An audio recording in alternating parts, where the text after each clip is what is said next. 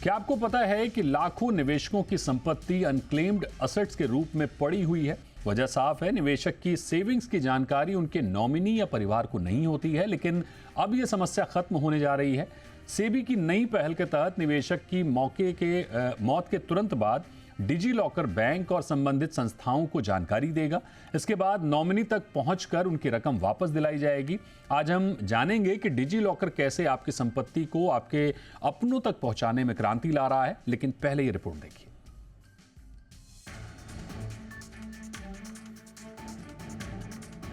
सरकार और सेबी ने एक बड़ी पहल की घोषणा की है, जिसका उद्देश्य सिक्योरिटीज मार्केट में बिना दावे वाली संपत्तियां यानी अनक्लेम्ड असेट्स की समस्या को कम करना है। इसके लिए डिजिटल लॉकर सिस्टम का इस्तेमाल किया जाएगा। ये कदम न केवल निवेशकों की संपत्तियों को सुरक्षित करेगा, बल्कि उनकी मृत्यु के बाद उनके नॉमिनी तक इन संपत्तियों को आसानी से पहुंचाने में मदद करेगा। डिजिटल लॉकर एक सरकारी प्लेटफॉर्म है जो आधार, पैन कार्ड, ड्राइविंग लाइसेंस जैसी सरकारी दस्तावेजों को डिजिटल रूप में स्टोर करता है। अब इस प्लेटफॉर्म पर म्यूचुअल फंड और डीमैट होल्डिंग्स को भी शामिल करने का प्रस्ताव है। इससे निवेशक अपने सभी फाइनेंशियल एसेट्स एक ही जगह देख और मैनेज कर पाएंगे। इसके साथ ही निवेशक की मृत्यु के बाद सभी संपत्तियां नॉमिनी तक आसानी से ट्रांसफर हो सकेंगे। फंड हाउस और डिपॉजिटरीज को ये निर्देश दिया गया है कि वे डिजिटल लॉकर के जरिए निवेशकों को उनके डीमैट और म्यूचुअल फंड होल्डिंग्स का स्टेटमेंट उपलब्ध कराएं। अक्टूबर 2023 में सेबी ने केवाईसी रजिस्ट्रेशन एजेंसी केआरए के जरिए निवेशकों की मृत्यु को रिपोर्ट करने की एक केंद्रीय प्रक्रिया शुरू की थी। अब सेबी इस प्रक्रिया को डिजिटल लॉकर के साथ जोड़ने का प्रस्ताव कर रहा है, जिससे मृत निवेशकों की संपत्तियों को उनके नॉमिनी तक पहुंचाना और आसान हो जाएगा। निवेशक अपने डिजिटल लॉकर में नॉमिनी जोड़ सकते हैं। यदि किसी निवेशक की मृत्यु हो जाती है तो केआरए उसके निधन की पुष्टि करेगा और इस जानकारी को डिजिटल लॉकर में दर्ज करेगा। इसके बाद डिजिटल लॉकर सिस्टम के जरिए नॉमिनी को एसएमएस और ईमेल के माध्यम से इसकी सूचना दी जाएगी। नॉमिनी को संपत्तियों को ट्रांसफर करने की प्रक्रिया शुरू करने की अनुमति दी जाएगी। ये प्रक्रिया न केवल पारदर्शी होगी, बल्कि संपत्ति विवादों को भी कम करने में मदद करेगी। बिना दावे वाली संपत्तियों की संख्या दिन प्रतिदिन बढ़ रही है। निवेशक की मृत्यु के बाद उनके फोलियो और डीमैट अकाउंट्स अक्सर अनक्लेम्ड रह जाते हैं। सेबी का यह कदम इस समस्या को हल करने की दिशा में एक क्रांतिकारी पहल है। इससे न केवल संपत्तियां सही उत्तराधिकारी तक पहुंचेंगी, बल्कि निवेशकों और उनके परिवारों का विश्वास भी बढ़ेगा। सेबी के ड्राफ्ट सर्कुलर में कहा गया है कि डिजिटल लॉकर सिस्टम के जरिए सभी वित्तीय होल्डिंग्स को एक जगह पर उपलब्ध कराया जा सकता है। इससे निवेशकों की मृत्यु के बाद उनकी संपत्ति सही नॉमिनी तक पहुंचाने की प्रक्रिया और सुगम होगी। सेबी ने इस प्रस्ताव पर सार्वजनिक टिप्पणियां मांगी है, जिनकी अंतिम तिथि 31 दिसंबर 2024 है। इसके बाद इस योजना को अंतिम रूप दिया जाएगा। सेबी की यह पहल निवेशकों और उनके परिवारों के लिए एक राहत भरा कदम है। ब्यूरो रिपोर्ट, जी मीडिया। एक अच्छी पहल है क्योंकि देश भर में 2 लाख करोड़ से ज्यादा का अनक्लेम्ड असेट पड़ा हुआ है और इसको विस्तार से समझेंगे कि कैसे ये पूरा नई व्यवस्था काम करेगी। हमारे साथ मधु एकम्बरम जुड़ गए हैं, सीईओ और को फाउंडर हैं क्रेडिट बी के। मधु जी, बहुत स्वागत है आपका जी बिजनेस पर। सबसे पहले तो हम यही समझना चाहेंगे कि निवेश को डिजी लॉकर से जोड़ना एक अच्छा कदम कहा जा सकता है। ये सिस्टम काम कैसे करेगा? ठीक है, तो सबसे पहले सबको मेरा नमस्कार। देखिए, डिजी लॉकर एक अगर आसान तरीके से समझना है तो आपका एक सेफ लॉकर जो जनरली अपना घर में या बाजार मतलब अपना जो स्टोर्स में जो लॉकर्स रखते हैं, ऐसे ही एक हम लोग उस तरीके से समझ सकते हैं ताकि हम लोग उसमें अपना प्रॉपर्टी डॉक्यूमेंट्स या केवाईसी डॉक्यूमेंट जो भी अपना इंपॉर्टेंट डॉक्यूमेंट्स रहते हैं, तो वो हम लोग एक फिजिकल लॉकर में हम लोग उसको बहुत सेफ से रख लेते हैं। उसी तरीके से एक डिजिटल लॉकर बोलते हैं इसे, जहां पे पहले इसको ऑलमोस्ट 2015 में प्रधानमंत्री मोदी जी ने इसका शुभारंभ किया था, जहां पे पहले अपना केवाईसी डॉक्यूमेंट्स यानी कि अपना जो लाइसेंसेस है, जो ड्राइविंग लाइसेंस है या पैन कार्ड है या आधार कार्ड है, इन सबको हम लोग उसमें स्टोर कर सकते हैं। देखिए, इससे क्या हो जाता है, पहले तो अपना डॉक्यूमेंट्स वहां पे है। अगर कोई बैंक या कोई भी म्यूचुअल फंड का अगर कोई अकाउंट ओपन करना चाहिए तो वहां पे वो लोग पहले अपना केवाईसी डॉक्यूमेंट्स मांगते हैं। अब उस केवाईसी डॉक्यूमेंट कलेक्ट करने के लिए हमें उसका सेल्फ साइंड सेल्फ अटेस्टेड एक फिजिकल कॉपी देना पड़ता था पहले, तो प्रोसेस थोड़ा लंबा हो जाता था। तो डिजिटल लॉकर से क्या हो जाता है कि एक बैंक को जिसको जिसको अपना केवाईसी चाहिए, वो बैंक अपने को डिजिटल लॉकर से एक्सेस कर सकता है वो सारे डॉक्यूमेंट्स।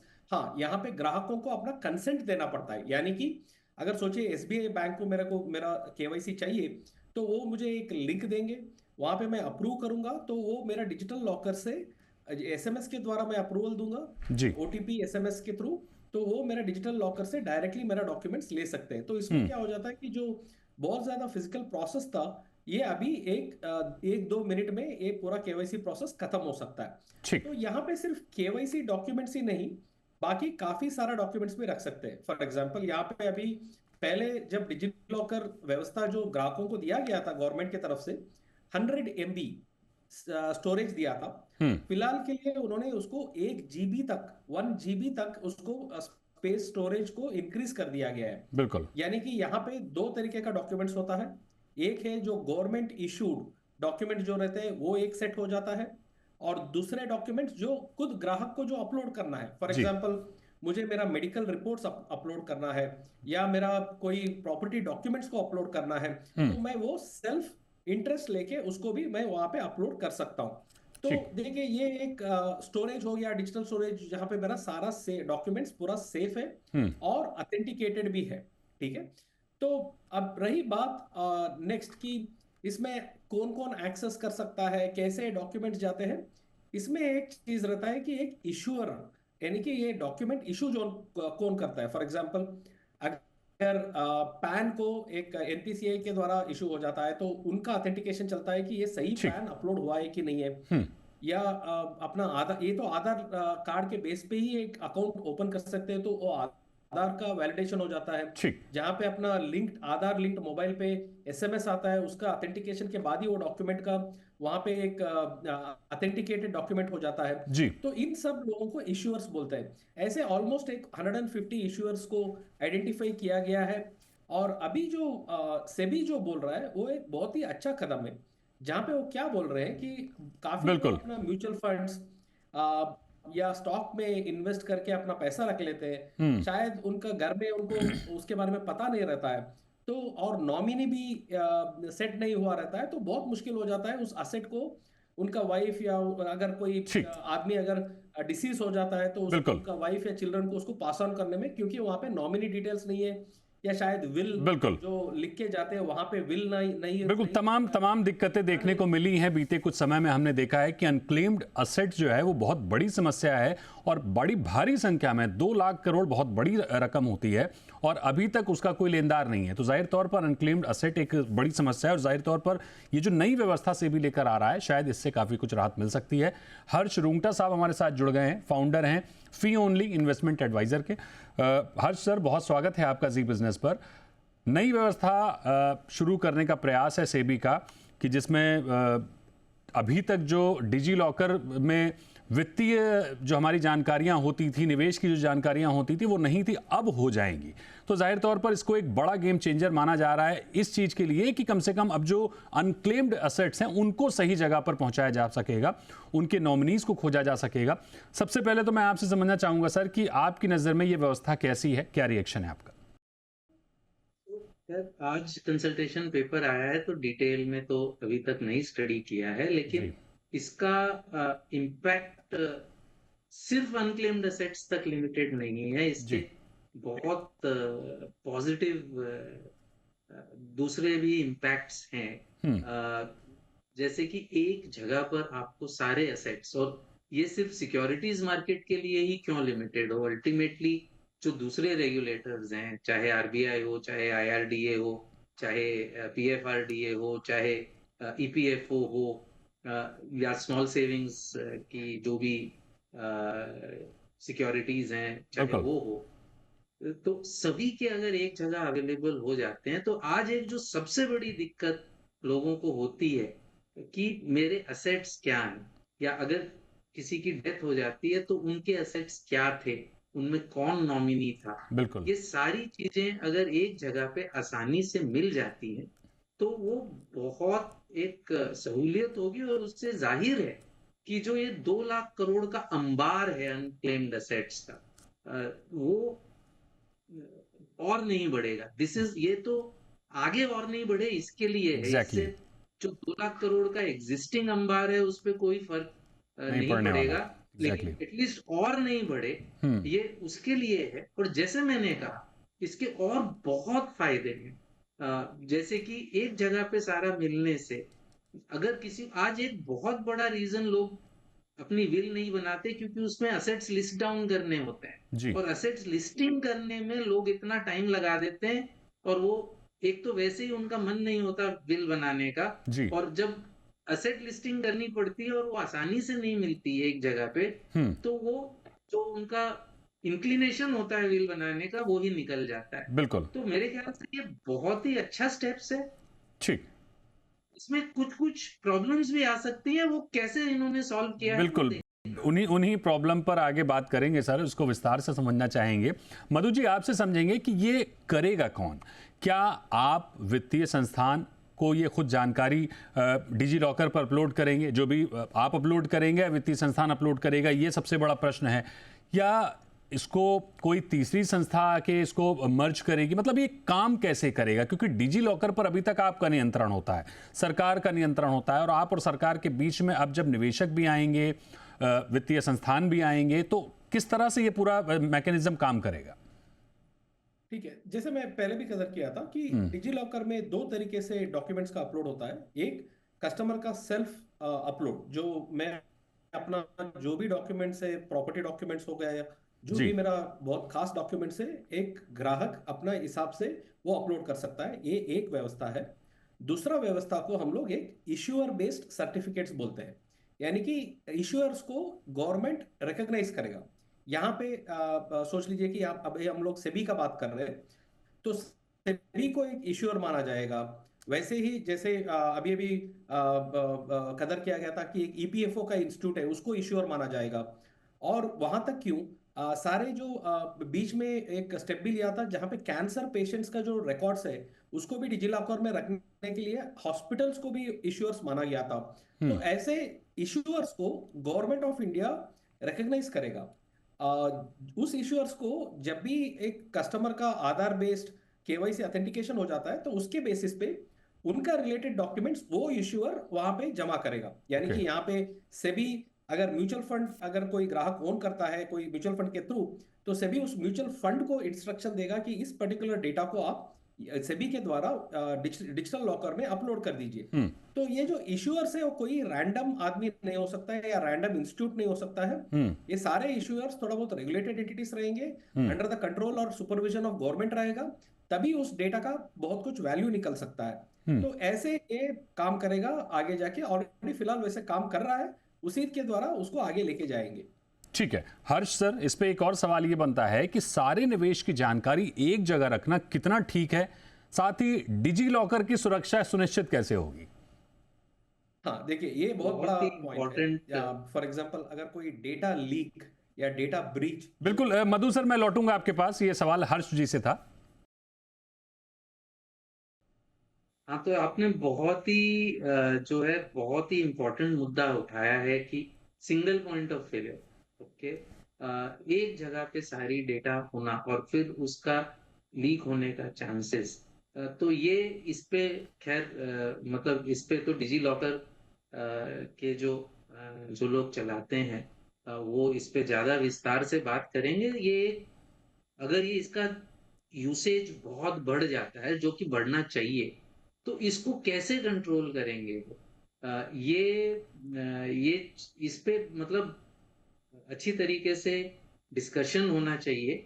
और ऑब्वियसली एक सेकेंड इशू प्राइवेसी की आती है कि उसमें से शेयर कैसे होगी डेटा। तो एग्जैक्टली। ऑब्वियसली शेयर क्लाइंट ही करेगा, शेयर सिटीजन ही करेगा, क्योंकि डिजी लॉकर पे हक जो है वो सिटीजन का है। एग्जैक्टली। तो वो उसके कंसेंट के बिना उसमें से कोई चीज शेयर नहीं होनी चाहिए, ये सुनिश्चित होना चाहिए। और बिल्कुल जो ये बहुत इंपॉर्टेंट मुद्दा आपने उठाया है, सिंगल पॉइंट ऑफ।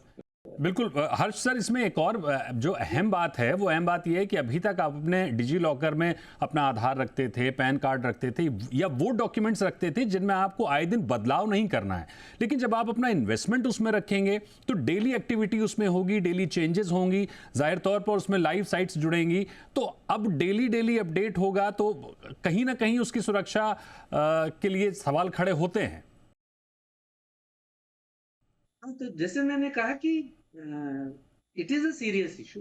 ओके, दोनों इश्यूज सीरियस हैं। एक तो उसकी प्रोटेक्शन कैसे होगी, सेकंड कस्टमर का कंसेंट कैसे कैप्चर होगा। तो इस पे जैसे जो अकाउंट एग्रीगेटर फ्रेमवर्क है वो काम इसमें हो रहा है। ऑन द कंसेंट साइड वो काम हो रहा है जी। कि कस्टमर की कंसेंट किस तरीके से कैप्चर होनी चाहिए, किस तरीके से वो इन्फॉर्म्ड होनी चाहिए, बिल्कुल, कि कस्टमर को पता होना चाहिए। हम लोग क्या करते हैं कि हम कंसेंट देते हैं, देखते ही नहीं है। सभी लोग करते हैं कि देखने की टाइम नहीं होती, हम लोग यस यस यस वो टिक टिक टिक करते हैं और वो एग्जैक्टली, कंसेंट ले लेते हैं। फिर पता चलता है कि कि ये कंसेंट मैंने दे रखी है, याद भी नहीं रहता कि मैंने कौन सो कितने एग्जैक्टली, लोगों को कंसेंट दे रखी है। एग्जैक्टली। तो ये सब चीजों पे काम चल रहा है। ओके, और ये सीरियस मुद्दे हैं। तो आपकी कंसेंट इन्फॉर्म्ड होनी चाहिए, आप उसको रिवोक कर सकना चाहिए।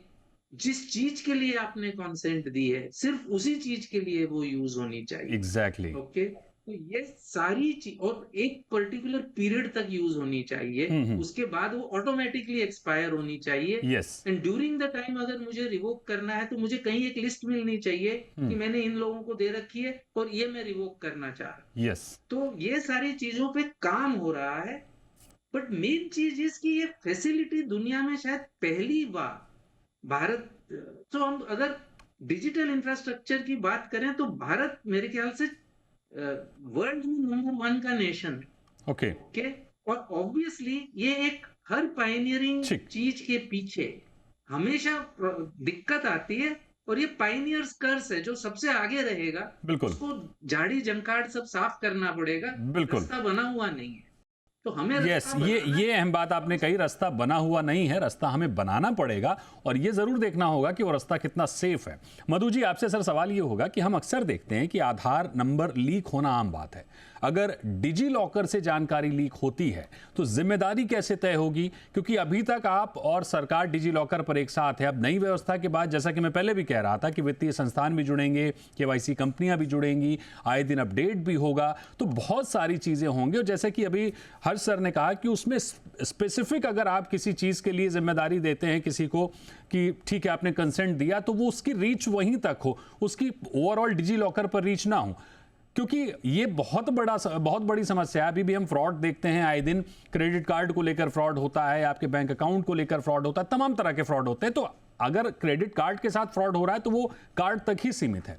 लेकिन अगर हमारी सारा निवेश सब कुछ डिजी लॉकर में एक जगह होगा और हम एक कंसेंट देने के बाद सारी जगह पहुंच रहे हैं, तो क्या ये समस्या बड़ी बनती हुई नहीं दिख रही है? नहीं, तो पहले मैं थोड़ा क्लैरिफिकेशंस दे देता हूँ। जी। पहले तो ये जो एक्सेस है, ये अगर डिजी लॉकर से अगर कोई एक्सेस को सिर्फ रेगुलेटेड एंटिटीज आजकल ले सकते हैं। फॉर एग्जांपल एक एनबीएफसी हो या बैंक हो जो ऑलरेडी सुपरवाइज्ड है, इश्यूअर्स भी कंट्रोल्ड है। और जो डिजी लॉकर से अगर इंफॉर्मेशन, अगर मेरा डिजी लॉकर से मेरा इंफॉर्मेशन अगर आपको चाहिए एज एन नॉर्मल सिटीजन जो जी। लीगल एंटिटी नहीं है, तो आपको वो ऐसा सहूलत नहीं मिलता है। अगर डिजीलॉकर से मेरा डेटा को एक्सेस करना है तो वो पहले अभी अभी के लिए तो वो रेगुलेटेड एंटिटी रहना चाहिए जहाँ पे एक सुपरविजन ऑलरेडी है। यानी कि ये सेबी रेगुलेटेड रहता है या आरबीआई रेगुलेटेड एंटिटीज रहते हैं, वही अभी जाके वो डेटा एक्सेस कर सकते हैं। ये पहली बात है। सेकेंड बात जो है, जब भी कोई कस्टमर उनका कंसेंट देता है, वो एक आधार मोबाइल लिंक्ड बेस्ड ओटीपी है। यानी कि एक सिंपल ओटीपी नहीं रहता है। जहाँ पे कस्टमर को ओटीपी चाहिए भी तो उनको उनका आधार नंबर टाइप इन करना पड़ता है, उसके बाद उसका लिंक्ड मोबाइल पे ओटीपी आता है और बिल्कुल। उस ओटीपी को वहां पे दर्ज करना पड़ता है डिजीलॉकर का ऐप पे। तभी वो जो रिक्वेस्टर है उसको इंफॉर्मेशन का एक्सेस मिलता है। ओके। यानी कि यहाँ पे थोड़ा ग्राहकों को थोड़ा बहुत आइडिया लग जाता है कि इट इज नॉट एक क्लिक क्लिक एस नहीं है, तो थोड़ा बहुत आधार लिंक का एसएमएस आ रहा है, तो एक कॉम्प्लिकेटेड प्रोसेस है।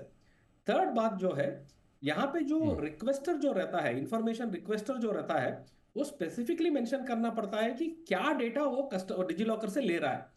वो इतना टाइटली कपल्ड है ऑलरेडी कि अगर आधार केवाईसी पूछ रहा है, उसको बाकी डॉक्यूमेंट्स का एक्सेस नहीं मिलेगा। ओके। ये थोड़ा ऑलरेडी बिल्ट इन है और यहाँ पे पूरा आपका डिजीलॉकर का एकदम सेफ खुल के पूरा इंफॉर्मेशन नहीं मिलता है। ठीक है। ये सही कहा सर आपने। हम डिजी लॉकर पर बिल्कुल सवाल नहीं उठा रहे हैं, एक चिंता जाहिर कर रहे हैं, क्योंकि अभी भी देश में साइबर क्राइम जो है वो लगातार बढ़ता जा रहा है, डिजिटल क्राइम लगातार बढ़ता जा रहा है, जिस पर कल अगर आपने देखा होगा आरबीआई गवर्नर शक्तिकांता दास साहब ने भी चिंता व्यक्त की थी। कल उनका आरबीआई गवर्नर के तौर पर अंतिम दिन था। उस दिन भी जाते जाते उन्होंने डिजिटल फ्रॉड को लेकर, डिजिटल समस्याओं को लेकर अपनी चिंता व्यक्त की थी। तो ये चिंता वास्तव में बहुत बड़ी है। अब समस्या ये होती है कि लोगों के साथ जब फ्रॉड हो जाता है और उनकी रकम डूब जाती है, उसके बाद उनको रिकवर करने में इन सब चीज़ों में सालों लग जाते हैं, डूब 1 सेकंड में जाती है। तो इस पर चिंता वाकई बनती है। क्या पूरी, अगर हम डेवलप कंट्रीज में देखें तो क्या इसी तरह की व्यवस्था है, या हम कुछ अलग तरीके से करने की कोशिश कर रहे हैं? और अगर फ्रॉड होता है, अगर कुछ गड़बड़ी होती है, तो फिर हम उसमें सरवाइव करेंगे, जिम्मेदारी किसकी तय होगी? करेक्ट। देखिए, ये थोड़ा शायद एक नया सा ही तरीका है या नया सा टेक्नोलॉजी, और डिजिलॉकर हम लोग भारत में ही कर रहे हैं। ऐसा व्यवस्था मुझे भी इतना ये नहीं लग रहा है कि कहीं और कोई और देश में अभी इतना एक डिजिलॉकर जैसे फैसिलिटी है। तो सेकेंड चीज, आप जो बोल रहे हैं कि डेटा लीक, डेटा ब्रीच, हाँ, ये एक चिंताजनक इशू है और इसको कंट्रोल करने के लिए बहुत सारा एफर्ट लगाना पड़ेगा जी। थर्ड, और एक चीज भी है जिसको मैं यहाँ पे रखना चाहता हूँ, वो ये है कि अगर कस्टमर को वहां पे डेटा रखना नहीं चाहता है, उसके पास कोई ऑप्शन नहीं है। फॉर एग्जांपल, अगर ये जारी हो जाता है, सेबी ने जारी कर दिया कि सारा म्यूचुअल फंड्स और इक्विटी का इन्वेस्टमेंट का इंफॉर्मेशन वहां जाना ही है, अगर कोई ग्राहक को ऐसा है कि उसका इंफॉर्मेशन वहां पे नहीं रहना चाहिए, तो उसके पास थोड़ा बहुत ऑप्शंस नहीं रहता है। उसके बारे में भी थोड़ा बहुत कस्टमर कंसेंट लेना पड़ेगा कि वो अगर अपना राजी दे रहा है कि उसका डेटा वहां जाना चाहिए कि नहीं चाहिए। अभी फिलहाल के लिए वो फाइन प्रिंट देखना पड़ेगा कि उसमें कितना कंट्रोल रहता है कस्टमर के बारे में। बट ये दोनों चीज थोड़ा बहुत इश्यूज है जो एक कंटिन्यूअस एफर्ट लगा के इसको स्ट्रेंथन करना पड़ेगा। बिल्कुल। डेटा ब्रीच पे तो बहुत बड़ा इशू होगा ही, तो उसका साइबर सिक्योरिटी और कंट्रोल सिस्टम्स को लेके आना पड़ेगा और उसको बहुत स्ट्रेंथन करते रहना पड़ेगा। एक कंटिन्यूअस प्रोसेस रहेगा। बिल्कुल, यानी एक अच्छा प्रयास है, एक अच्छी कोशिश है कि जो अनक्लेम्ड असेट्स हैं उनको सही रास्ता मिले, आगे अनक्लेम्ड असेट्स तैयार ना हो। 2 लाख करोड़ जिसका हम बात कर रहे हैं, जिसका हम जिक्र कर रहे हैं कि अभी तक देश भर में अनक्लेम्ड असेट्स पड़े हुए हैं, जिसकी चिंता सबसे बड़ी है कि वो सही लोगों तक पहुंचे। हालांकि आगे ऐसा ना हो, प्रयास किए जा रहे हैं, लेकिन एक सबसे बड़ी चिंता साइबर फ्रॉड को लेकर है, जिसको हम इग्नोर नहीं कर सकते। उस पर भी ध्यान रखने की जरूरत है। अगर प्रयास हो रहे हैं तो इस तरफ भी ध्यान जरूर दिया जाए। बहुत शुक्रिया करेंगे हर्ष सर आपका हमारे साथ जुड़ने के लिए। मधु, आपका भी बहुत शुक्रिया करेंगे हमारे साथ जुड़ने के लिए और इस खास चर्चा में भाग लेने के लिए।